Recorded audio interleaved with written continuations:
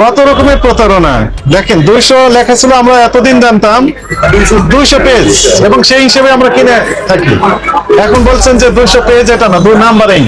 200 300 লেখা আছে, মানে এটা অত পেজ। 300 লেখা ছিল, আছে 220 পাতা। তাহলে 80 পাতা নেই, এটাতে নেই 50 পাতা, এটাতে নেই 80 পাতা, কম। আমরা তো এতদিন জানতাম যে 200 মানে 200 পেজ, তার মানে হচ্ছে বাকি যে পেজ সেগুলো উনি হাইড করেছেন। 50 পাতা কম আছে এক খাতায়। আপনারা বুঝলে তো হবে না ভাই, এজ এ কাস্টমার হিসেবে আমাকে বুঝতে হবে না? বিচিত্র রকমের প্রতারণা তো, বসুন্ধরার মতো বসুন্ধরা করে ফেলছে। আপনার কারণে খুচরা বিক্রেতা এখানে একটা স্কোপ হয়ে গেল। তৈরি করবেন কি হিসেবে? এই 200 বলেই as a customer, as a consumer হিসেবে সবাই তো প্রতারিত হচ্ছেন আপনার কারণে। আপনি যদি বলেন প্রতারক, তাহলে আমি বলছি না, আপনি কি মনে করেন?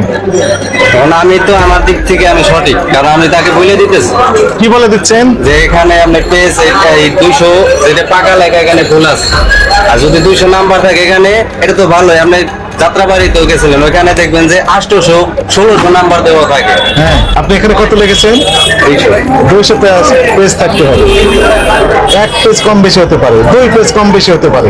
তাকে সতর্কতামূলক ভাবে 50,000 টাকা জরিমানা আরোপ করা হবে।